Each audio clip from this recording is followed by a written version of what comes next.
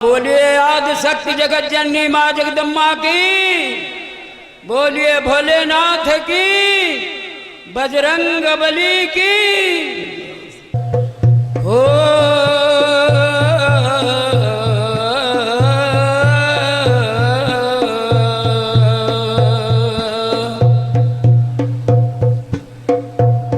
श्री गुरु चरण सरोज रज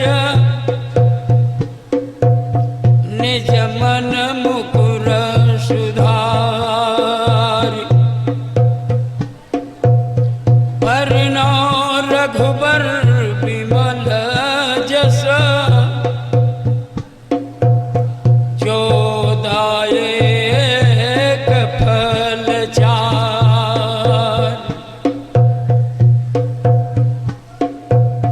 बुद्धिहीन तन जानिक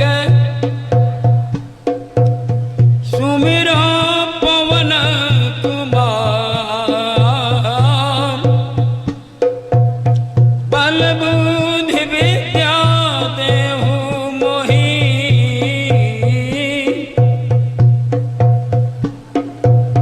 हरहु कलेश विकार।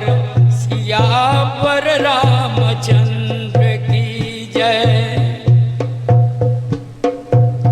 करो वंदना राम नाम को,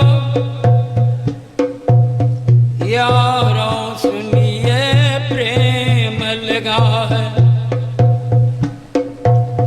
दूजे भज दूं कृष्ण चंद्र को, जाकर लीला यगमय पार। आर करो वंदना अलख नाम को, यारों अलखपुरी निर्माण।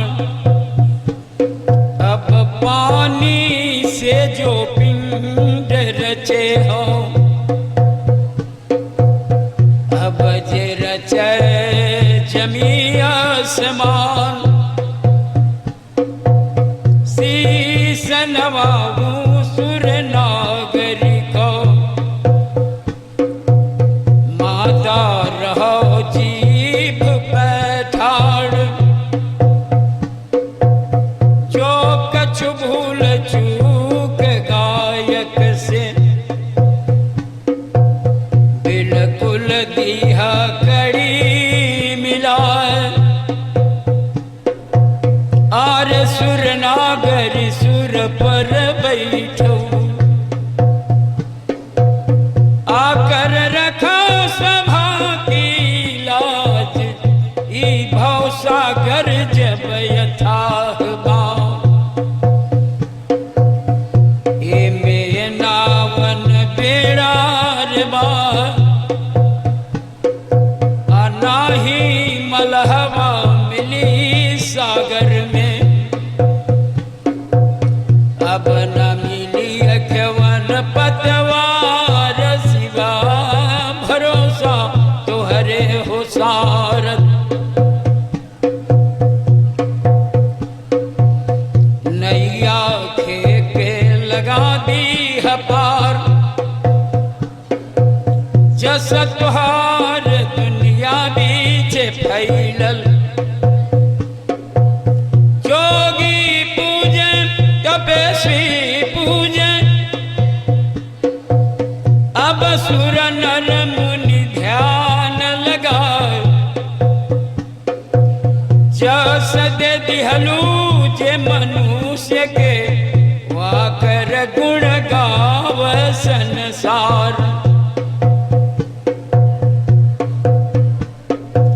दैत्य संहारन वेद विचारन, दुष्टन को तुम ही दलती हो। दैत्य संहारन वेद विचारन, दुष्टन को तुम ही दलती हो। खड्ग त्रिशूल वर धनुबान, कि सिंह चढ़ रण में लड़ती हो।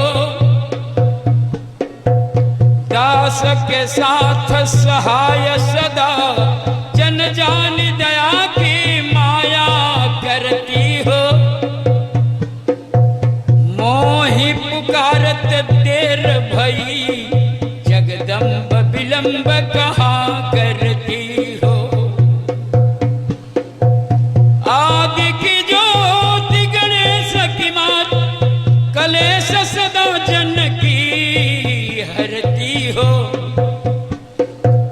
जब जब दैतन जुद्धि भयो, कह सोड़ी दख परल भरती हो।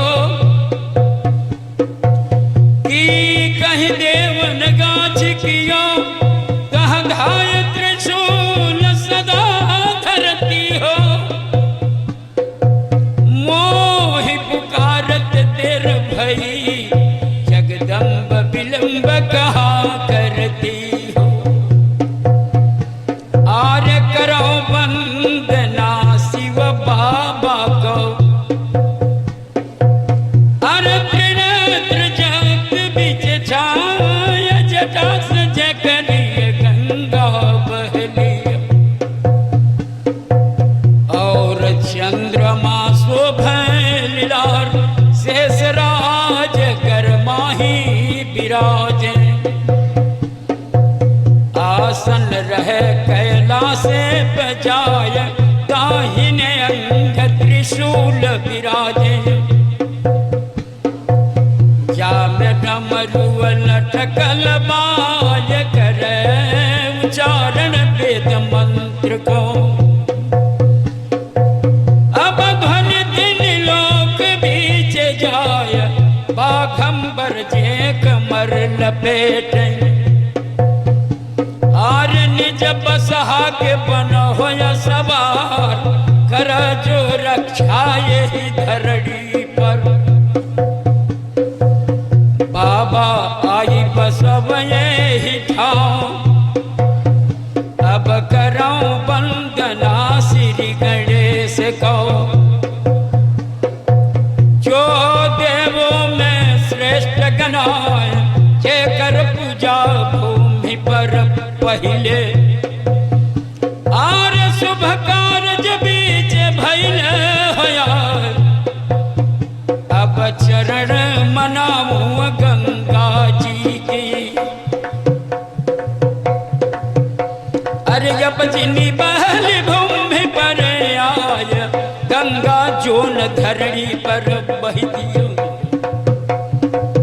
गंगा जोन धरणी पर बहती,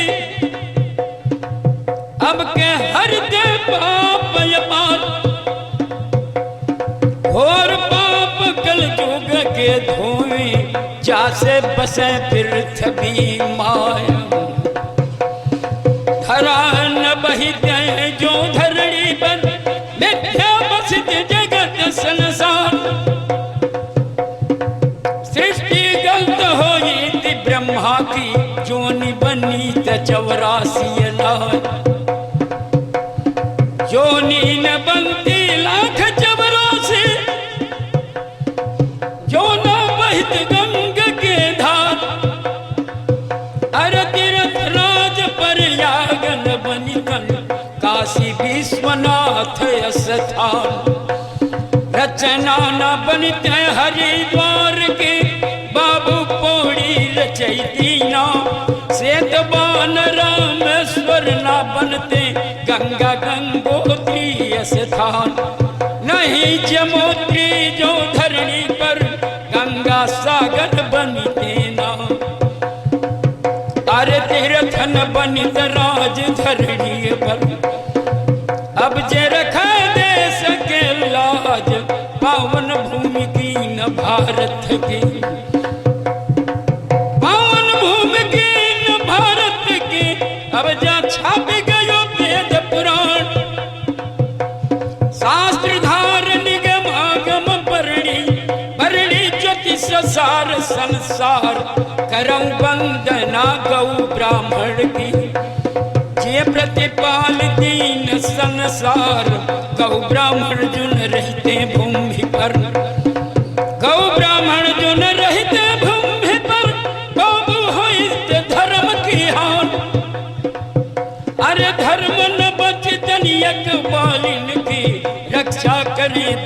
सके ठाड़। करऊं वंदना पेड़ पल्लव के, ये करी छाया में जुड़ाला संसार। शीस नवाऊं जब प्रकृति के, अब जे मौसम दियो बना। आय ऋतुराज साज धरणी पर, जे में आनंद उठावे संसार। अरे करऊं वंदना लाख 84, जो निय बसा भूमि पर आए। सजन ये सजन जाय निज बरनो, बरनो जियर जंत संसार। दूसर सहारा ना कल युग में, दूसर सहारा ना कल युग में। यारो रटे राम के नाम, फेरू न जूनी मिल मनुष्य के। ईतन पै बाहर दमना, काल के अइला यह धरणी पर। लेके जैब भूमि से काय, मुट्ठी पानी धरणी पे गिर गईला। मुट्ठी पानी धरणी पे गिर गईला, बाबू चली जैब हाथ पसान। सब बालापन खेली में बीतल, अरे चढ़ल जवानी मद अंधाया। आपन पराया केहू न चीन्हे, अब मदवा में घूम गई उतरा है। जहिया जवानी ढली जाई धरणी पर, बाबू चढ़ी बूढ़ा पाया। लाश गिर जई है जब से दिया पर, खाओ खाओ नटे जाई दुनिया। मुँह से माछी निट उठ जाई, सब दन निकल से जपर राम। वही दिन के दिन याद जब आई, अरे जब राज गर सगी डार। खर खर नीर नयन से गिरन, साजल छूटी सकल समाज। पुत्र छूट जई है निज बुंदन के, भाई छुट्टी लाद के खास। छुट्टी अर्धांगिनी जीवन साथी, माता पिता सब छुट्टी है त्योहार। साया छुट जाई जब शरीर के, बिल्कुल छुट्टी राज धन धाम।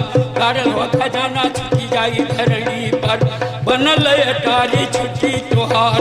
समय न पैब होय कबाली, हरदम रट राम के।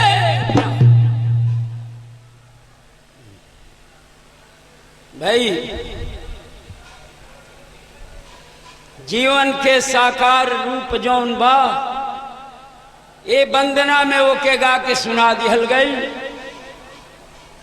अब ज्ञान जेकरा प्राप्त होई, धन्यवाद दुर्गा जी रक्षा करें। ये गुप्त दान आपके तरफ शिवा नारायण रक्षा करें। अच्छा भाई, आल्हा खंड के कहानी फरमाइश करे वाला कह दे ले बा। धन्यवाद दुर्गा जी रक्षा करें। मैं परिवार घर द्वार के साथ 11 रुपए का पुरस्कार आपके द्वारा बा। नारायण रक्षा करें। मैं परिवार घर के साथ आल्हा खंड के कहानी इंदल के हरण, गुजरात के लड़ाई। कहानी तो बड़ा लंबा बा, लेकिन फरमाइश करे वाला कैले बा तो वहू के गा के सुनावल जरूरी बा।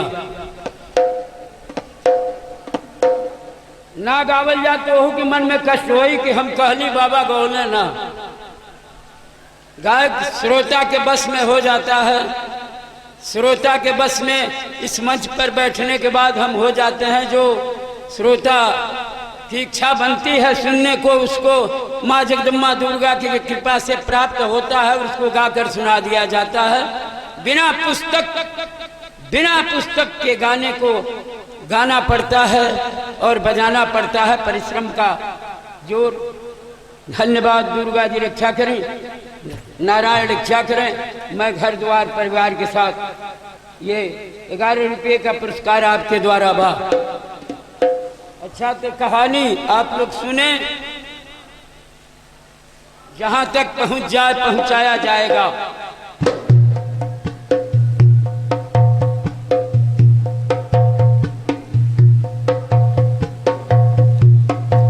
हो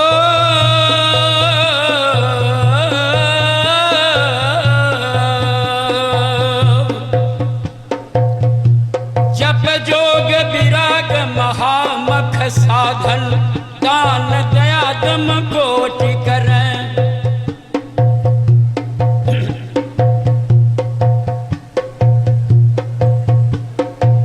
धन्यवाद। दुर्गा जी रक्षा करें, मैं घर द्वार परिवार के साथ नारायण रक्षा करें। ये 11 रुपये का पुरस्कार आपके द्वारा बा, नारायण रक्षा करें।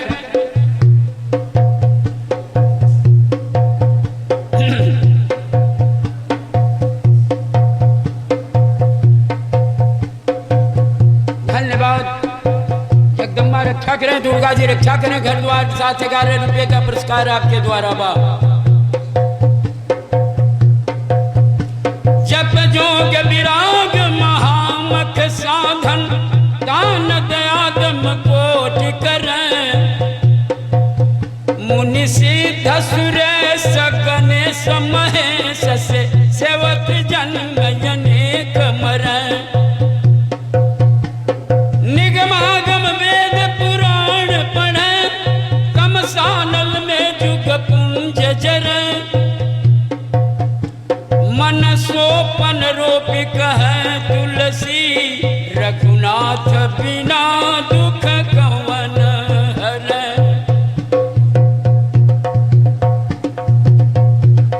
अरे सदा तरैया रे नापन फूलय। अब यार हम सदा न सावन होय, राग रंग सदैव नाय भैलन। अब सदा न बाजे द्वारे ढोल, ब्याह कवन सदैव नाय होला। अब सदा न होला कथा पुराण, सदा न कंकर रण पीछे चढ़ी हनी। अब सदा न मचे जंग संग्राम, सुनिय चार चाहिए छात्री न गई। सुनी चार चाहिए छत्रिन के जो खल जुगी पीर योतान। देख ले आंख के नहीं कहानी, गाऊं सुनी खान की बात। रचा जो रचना निज जगन की किन्हाया लखंड तैयार। सुंदर गदी राज काशी के तीरथ में बाटे सरदार।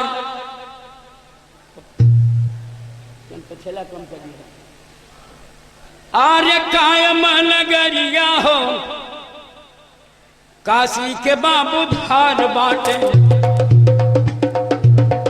अब रज धनिया के देख ले हमार जो गवासा भोला के बाण बाबू। अब रचना रे कहले काशी जी के जाया, हाजर नगरिया काशी के बाबू बसल बाड़े।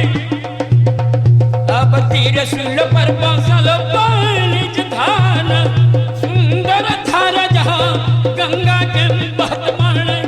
अब राजधानी के बनल रे बाणताज, एक वर राज है अवध के कायम बन। एक वर तीरथ बसल प्रयाग, एक वर बाबू बैजनाथ जी बसल बन। एक वर जनकपुरी के निज धार, तार है बिंदे बासनी के ताज बन। एक वर बसल हिमालय बाण राम, बीचवा नगरिया काशी के बाबू कायम बड़ी। अब जहवा दुर्गा के कुंड ये बाणयार, भैरव के छड़ी झूले अंक पर जाइल मारे।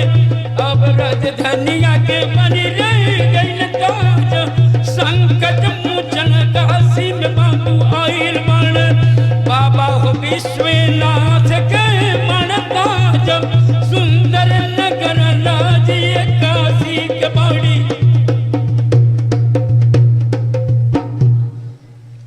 आवाज तन कम करे पीछे वाला के।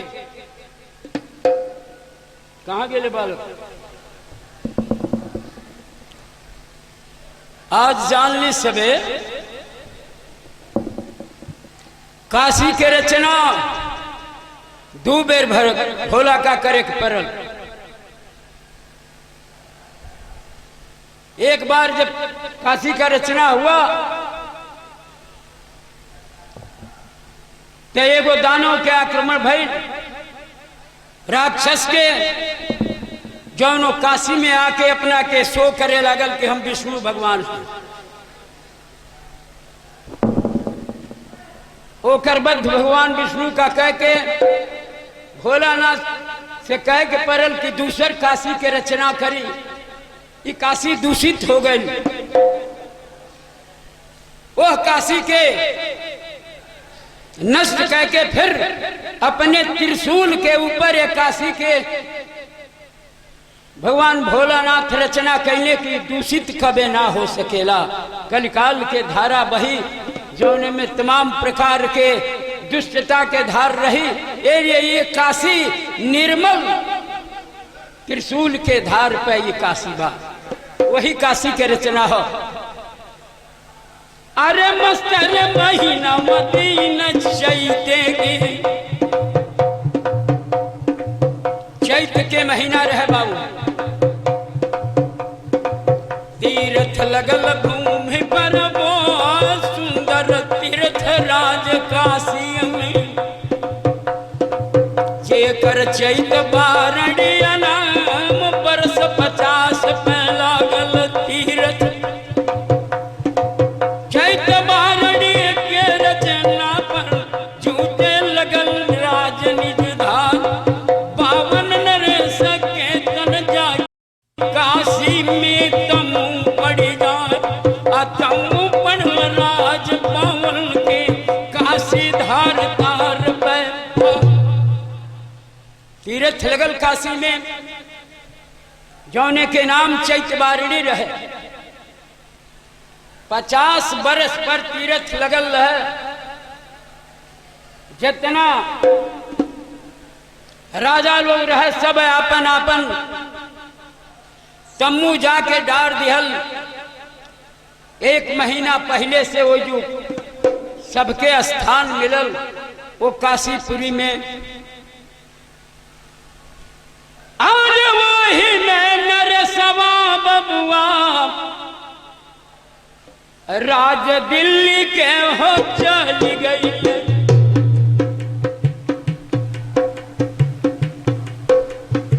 कायम गदिया राज दिल्ली की, राजा पृथ्वीराज निज धाम, 12 धवल धाम पर गरजे 16 सुरमन के सरता। अब 32 गज के ऊपर विराजे, जेकर पृथ्वीराज रहना, कौड़ी असूल जिन 52 के लागे सरताज। लाख जोग जाई धरणी पर, अमरी राखे लाल कमान, सत्य बेदिया के चलवैया, जेकर पृथ्वीराज है ना। बढ़ल जो पद पद शाही में, अब घमंड तन गईले छाय। पृथ्वीराज सब राजा के राजा मानल गईले, बाण सप्त वेदी के जकरा ज्ञान रहे, सब राजा के राजा, इनके तम्मू गिरल। लेकिन तुलसीदास को चौपाई लिखले कि प्रभुता पाई काई मदनाई, लेकिन सब के अपनावे लागल जे बरियार धनवान बलवान होके। ई केकरी खातिर बा? रवि पावक सुरसरी की नाई, जेकरा इतना क्षमता होके सूर्य के बराबर, आगी के बराबर, सूरवीर ब्राह्मण पृथ्वी के वो करे क्षमता के, गंगा की क्षमता के बल होके वो करी खातिर मद प्रभुता के फ्री कैल बा।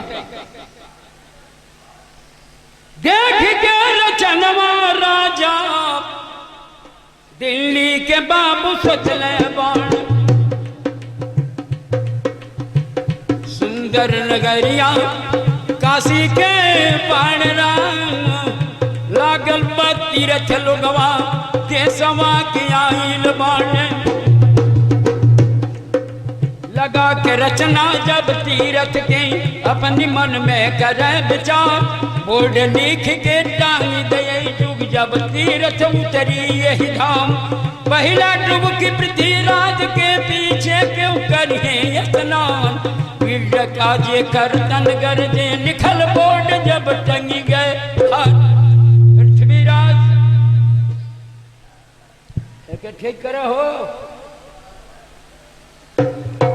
पृथ्वीराज अपने प्रभुता के मद में, धन के मद में, गरिमा के मद में एगो बोर्ड लिख के टंगवा दिहले वही गंगा के घाट पर दशाश्वमेध पर।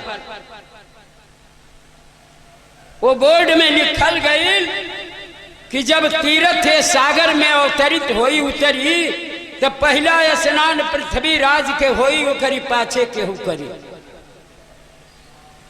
बोर्ड लिख के टंगा गई। अरे जतन रे सबा बाबू देखी बामनो के आइल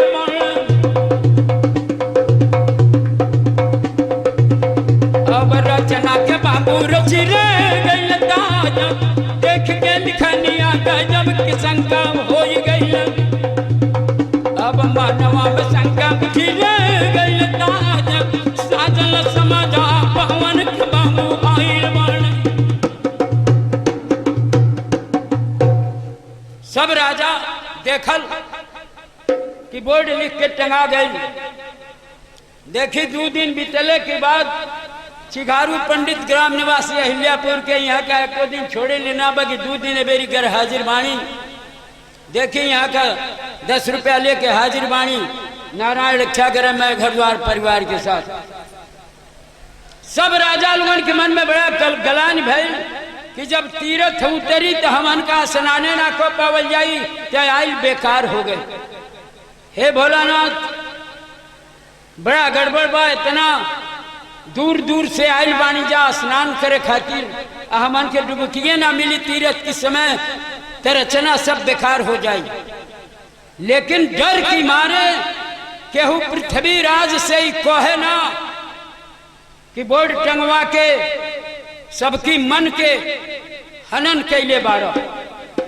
लेकिन भोलानाथ के मर्जी भई। वही में उरैलगढ़ के राजा जेकर नाम माहिल सिंह रहे बाबू। कायम गदी राज उरैल के जहमा बसे माहिल परिहा। जे कर चुगली अमर लखाला सोना लखल्ला हो जाए। भाई भाई से बिछुड़ावे पिता पुत्र से देते छुड़ाए। मेहरी से मर्द रोज बिछुड़ावे वो कर नाम माहिल परिहार। साधारण ना रहे। आजकल तो बहुत माहिल बाने। जन्माष्टमी में थाना में गावत रहनी बहुत दिन भइल 30 बरस पहले दरोगा जी रहना गावत रहनी। जब प्रकरण आयल तो कहने की पंडित जी क्यों नहीं माहिल को गोली मार दिया गया। हम कहले कि घबराई मत तो तनी बेर एक के माहिल रहे। ऐ तनी बेर को गो माहिल रोज रौरी लगे आवताने कौने के गोली मारतानी। कहने की बात सही कर रहे हैं किसी बात का पता ही नहीं चलेगा। अरे करे ऐसा नवा माहिल काशी में बाबू चल रहे गई। सुंदर नगरिया काशी रे जी के धान। घूम के तमुया माहिल बावनों के देखत माने। जतना तमु सब नरेश के घूम देखे माहिल परिहार। अब लिखल बोर्ड देखलस सागर पर अब घाटन पर पढ़ले बा। माहिल पढ़ले लिख के टंगल है बोर्ड। धन्यवाद काशी चौधरी जी ग्राम निवासी वर्मा उपाध्याय के तरफ से 20 रुपये का पुरस्कार बा। नारायण रक्षा करें। मैं परिवार के साथ जगत जननी जगदम्बा दुर्गा रक्षा करें। देखले कि पृथ्वीराज लिख कर टंगले बाने कि पहले तीरथ उतरी तो हमारा स्नान हुई। तो केहू के होला लोग ना। माहिल कहलस कि रहतन घूम के देखी कि महोबा के तम्मू आयल बाकी नहीं खेल। अपनी रचना के रचावे खातिर सोचलस कि दूसरे की बस के बात बाना। अगर जो महोबा के तम्बू गिरल होई, रुदल आयल हो, यहाँ स्नान करे तो बात हमार बन जाई। अरे घूम के तुम यहाँ सगारवा पर देख मारे, अब रज धनिया पावन के बदनाम, लेकिन तुम ना मोहबा के आइल मारे। अब मनवा में बाबू कैला विचार, हाय रे नरेशवा राज है उरैल के मारे। जोगवा गजबे है बनल रे बनधार, साज के जोगवा विधाता है बनौले मारे। माहिल देखलस तो महोबा के तंबू रहना, अपनी महाउस से कहलस कि जल्दी हाथी बढ़ाओ, अब हम 15 दिन तीरथ में देरी बा, महोबा हमके ले चल। अरे पकड़े के मारग जब महोबा गई, अब हाथी तुरंत देता हकबार। अरे कुछ को दिन बीतल मारग में, बीतल कुछ को रात निज धाम। अब पहुंचल माहिल जब मोहबा में, बंगलर जौन आल्हा के खास। अरे सुंदर गलिये नगर कलिंजर थी कर नगर मोहबा। अब सुंदर भूमि पाई मोहबा में, अब जहाँ बसाया ये बलवान। अब सुंदर तक आज कलिंजर कई पारस पूजा जाई सर्वा। अब हाछुआवत सोना बरसई, अब जिन गली बहारे जान। अरे बैठन कथा पुस्तले खाने, सुंदर गदी कलिंजर का। माहिर सवेर होत रहे, आल्हा के बंगला पर पहुंच गई ने। आल्हा देखने की बड़ा सवेरे मामा आई ने, दादा कौनो रचना बिगाड़ के मत जा। बड़ा डर लागे जब माहिल पहुंचे जे करी वहां करा। गदी छोड़ के आल्हा उठे, चरण छूज के करें सलाम। आल्हा के खास मामा रहले माहिल, आल्हा रुदल के खास मामा रहले। आप 5 गो मामा ये प्रवृत्ति में ये पृथ्वी पर भइले, 5 गो। त्रेता में मारिच जब मामा बन के गईले, अरे सोने के लंका हो राखी हो गईले। बारे मामा के पावर जमन सोना आगे से ना जरेला, वो सोना जर गए लंका के बाबू मारिच की प्रताप से। दूसरा मामा जब द्वापर में जेकर कंस धराइल,